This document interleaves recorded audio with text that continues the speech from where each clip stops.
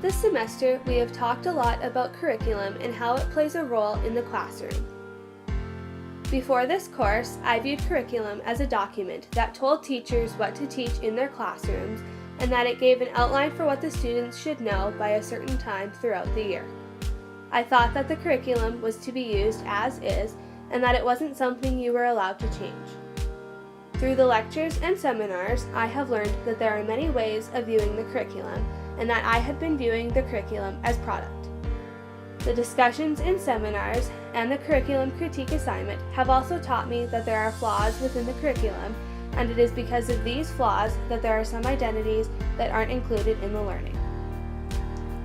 I now view the curriculum as process and have come to realize that while the curriculum states what needs to be taught in the classroom, it should be used as a tool to base the lessons on, and that the teachers are allowed to alter the curriculum in order to fit the needs of all their students.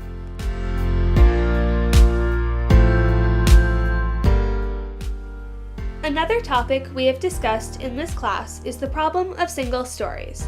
In a video we watched in class, Chimamanda talked about how single stories form when a group of people are shown as one thing over and over again.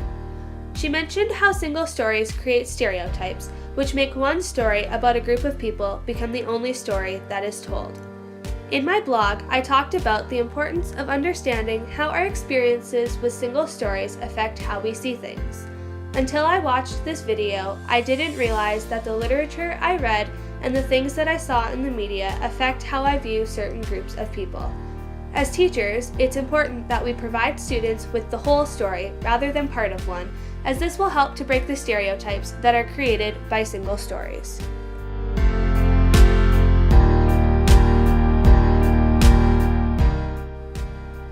Throughout this course, I have learned that our lenses shape how we see things, and they determine what biases we hold.